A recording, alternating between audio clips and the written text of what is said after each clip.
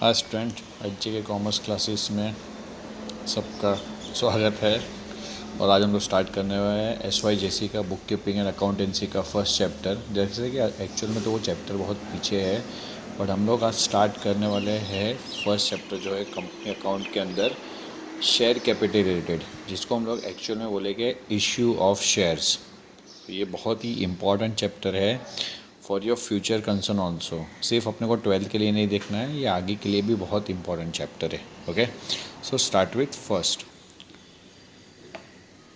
चलो, जैसे कि हम लोग यहाँ पे देख रहे हैं शेयर कैपिटल और शेयर्स के रिलेटेड, राइट है।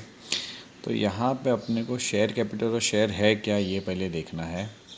तो लास्ट ईयर मतलब FYJC में तुम लोग ऑलरेडी देख चुके हो व्हाट इज़ कैपिटल, राइट है। तो ये क्या होता है, the initial amount which is brought by the proprietor which is called as share, अपना कैपिटल। यहीं पे भी सेम सिचुएशन है, बट ये जो होता है ये कंपनी रिलेटेड होता है। जब शेयर कैपिटल की बात करें तो हम लोग क्या बोलेंगे, कंपनी, राइट। यहाँ पे जो शेयर होल्डर होते हैं वो पैसा लेके आते हैं कंपनी में इन टर्म्स ऑफ शेयर्स। वो लोग शेयर्स लेते हैं और यहाँ पे कंपनी को पैसा मिलता है, तो उसी को हम लोग क्या बोलते हैं, शेयर कैपिटल। एक्चुअल में शेयर कैपिटल दो टाइप के होते हैं, एक होता है प्रेफरेंस शेयर और एक होता है इक्विटी शेयर। यहाँ पे दोनों शेयर लिखे हुए हैं।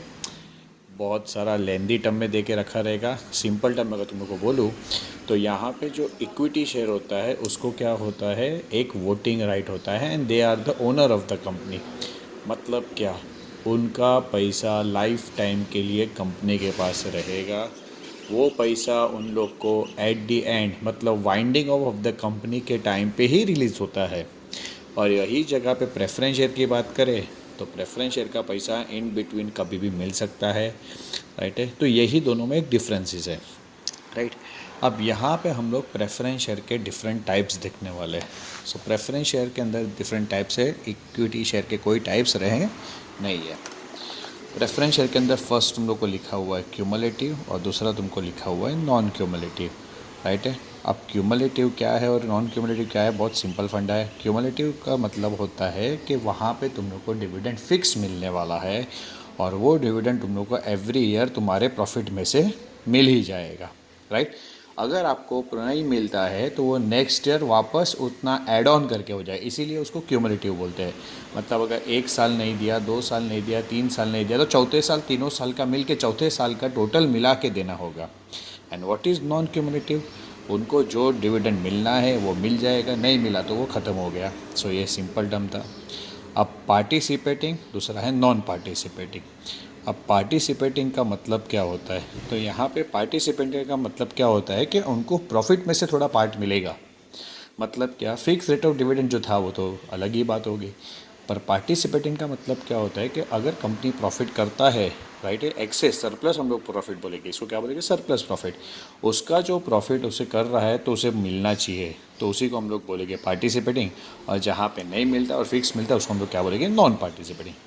अब रिडीमेबल, नॉन रिडीमेबल। रिडीमेबल का मतलब होता है कि एक फ़िक्स टेन्योर के लिए उसको हम फिक्स कर देते हैं और उतने टेन्योर के बाद अपने आप उसको क्या कर देते हैं, हम लोग रिडीम कर देते हैं। जैसे कि एफडी की मैच्योरिटी होती है, सेम थिंग यहाँ पे रिडीमेबल में भी इसकी मैच्योरिटी होती है। तो यहाँ पे अपने maturity suppose 5 year 10 year what ever the year, उतने साल के बाद अपने शेयर्स लेके आने, उसका पैसा लेके चले जाना है।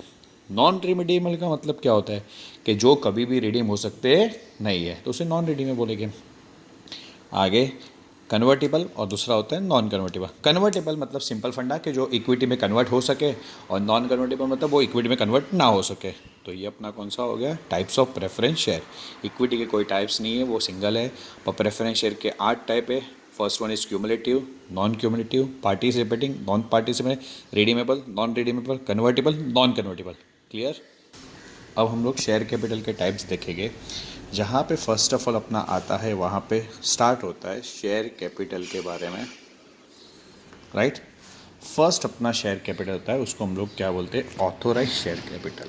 तो अपना फर्स्ट लिखेंगे ऑथोराइज शेयर कैपिटल। उसके बहुत सारे नाम हैं, तुम उसे रजिस्टर कैपिटल भी बोल सकते हो, नॉमिनल कैपिटल भी बोल सकते हो।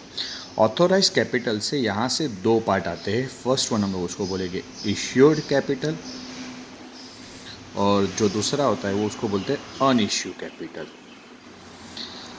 नेक्स्ट वन इश्यू में से वापस पार्ट आता है, उसको हम लोग बोलते हैं first one is subscribe capital और दूसरा अनसब्सक्राइब कैपिटल। वापस सब्सक्राइब कैपिटल के अंदर दो आते हैं, first one is called up और उसी के अंदर uncalled up capital. Called up capital में वापस एक आता है पेड अप और फिर आता है अनपेड अप। बहुत लेंदी जा रहा है, सिंपल टर्म में पूरा समझा रहा हूँ, बहुत सिंपल है।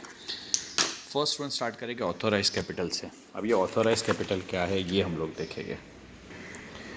ऑथोराइज कैपिटल मतलब क्या, कंपनी मैक्सिमम इतना शेयर्स बेच सकती है, ये उसका मेन क्लॉज है, कैपिटल क्लॉज के इसके हिसाब से कंपनी इससे ज़्यादा शेयर कैपिटल बेच सकता नहीं है। ये उसके कैपिटल क्लॉज में मेमोरेंडम ऑफ एसोसिएशन में लिखा हुआ है, जो तुम लोग ने 11 में ऑलरेडी देख चुके हो, राइट है। अब ऑथोराइज में से दो अपने पार्ट गिर रहे थे, एक क्या आ रहा था इश्यूड और एक कौन सा अनइश्यूड।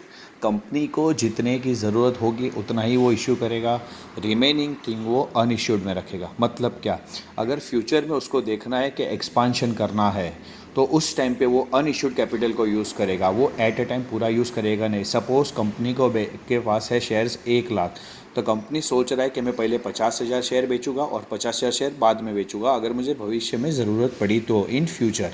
सो 50,000 शेयर्स वो बेच रहा है। अब उसके नीचे इश्यूड में से वापस दो पार्ट आ गए थे, एक सब्सक्राइब और एक अनसब्सक्राइब।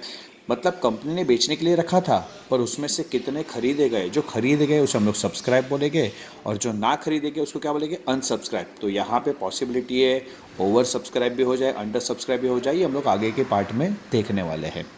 अगेन सब्सक्राइब के अंदर कॉल्ड अप अनकॉल्ड अप, ये पहले के टाइम में होता था कि जिसके अंदर तुम लोग के जो पैसे होते थे शेयर्स के, सपोज़ हम लोग 10 रुपया गिने तो वो लोग 2 रुपया, 3 रुपया, 5 रुपया अलग अलग काइंड ऑफ मंगाते थे, जैसे application money, allotment money, first call money, second call money और final call money, whatever you can say. So यहाँ पे हम लोग जो पैसे मंगा चुकी है कंपनी उसे हम लोग बोलते हैं कॉल्ड अप मनी, और जो ना मंगाई अभी तक बाकी है उसको क्या बोलेंगे, अनकॉल्ड अप मनी। और कॉल्ड अप के अंदर भी पेड अप और अनपेड अप, ज़रूरी नहीं कि हर जन उसको पेड करे ही। सपोज़ मैंने अब तक 5 रुपया मंगाया है पर किसी लोगों ने 2 रुपया ही भरा है, तो जो 3 रुपया है उसका क्या है, अनपेड। हम लोग अनपेड को कॉल्स इन एरियर भी वहाँ पे बोला जा सकता है। ओके, आगे देखेंगे method of issue of share, जिसके अंदर हम लोग देखने वाले first one is private placement of share. तो यहाँ पे प्राइवेट प्लेसमेंट ऑफ शेयर मतलब क्या है, वो प्राइवेट कंपनी रही या पब्लिक कंपनी रही, ये प्राइवेट प्लेसमेंट ऑफ शेयर के अंदर क्या होता है कि डायरेक्ट वो लोग कैपिटल कोई डायरेक्टली या तो प्राइवेटली या तो पब्लिकली डायरेक्टली परचेज कर ले, राइट। उसी को हम लोग यहाँ पे बोल सकते हैं। यहाँ पे तुम्हारे पास जो भी रहेंगे वो लार्ज इन्वेस्टर रहेंगे, मतलब वो इन्वेस्टर इतने बड़े रहेंगे कि जो लोग डायरेक्ट क्वांटिटी में बिलीव करते रहेंगे। बैंकर भी इसके अंदर हो सकते हैं या म्यूचुअल फंड वाले हो सकते हैं, इंश्योरेंस वाले हो सकते हैं। ये लोग तुम्हारे शेयर्स डायरेक्टली परचेज कर सकते हैं, जिसको हम लोग बोलते हैं प्राइवेट प्लेसमेंट ऑफ शेयर। और दूसरा जो उसका पार्ट है उसको हम लोग बोलते हैं पब्लिक इश्यू ऑफ शेयर। ये पब्लिक इश्यू ऑफ शेयर ये हर जगह पे फोकस में यही होता है, हर कंपनी पब्लिक इश्यू ही करता है। पब्लिक इश्यू के अंदर क्या होता है कि कंपनी बुलावा करता है पूरी ये अपने इंडिया में से या आउटसाइड में से, जिसको भी शेयर परचेस करना होगा वो यहाँ से परचेस कर सकता है, वो कोई भी यहाँ से परचेस कर सकता है, इसलिए उसको क्या बोला जाता है, पब्लिक इश्यू। पर पब्लिक इश्यू के अंदर भी पूरी प्रोसीजर है। ये प्रोसीजर को देखो कैसे करके रखा हुआ है। देखो फर्स्ट क्या देके रखा है, इश्यू ऑफ प्रोस्पेक्टर। प्रोस्पेक्टर मतलब क्या, अपने कॉलेज में ही प्रोस्पेक्टर देते हैं कि नहीं। प्रोस्पेक्टर का मतलब ही क्या होता है कि डिटेल अबाउट द कॉलेज। तो यहाँ पे हम लोग क्या बोलेंगे, डिटेल अबाउट द कंपनी। तो कंपनी की डिटेल जो भी रहेगी वो किस में लिखा होगा, ये प्रोस्पेक्टस के अंदर। और यही प्रोस्पेक्टर जब हम लोग बाहर गिराते हैं तब लोगों को पता चलता है कि हम लोग को शेयर्स बेचने हैं, right. Compulsory listing of issue मतलब यहाँ पे अपने को लिस्टिंग स्टॉक एक्सचेंज में करना पड़ता है, और यही हम लोग करेंगे। सो कंपलसरी करना ज़रूरी है फॉर अ प्राइवेट और पब्लिक। यहाँ पे तुम लोग को स्टॉक एक्सचेंज में रिकॉग्नाइज करना ज़रूरी है। Application of share, application of share as per SEBI guidelines के हिसाब से हम लोग देखने जाए तो यहाँ पे उसके कभी भी at least 25% of the issue price वहाँ पे होना ज़रूरी है, वो उन लोग ने कंफर्म बोल के रखा हुआ है।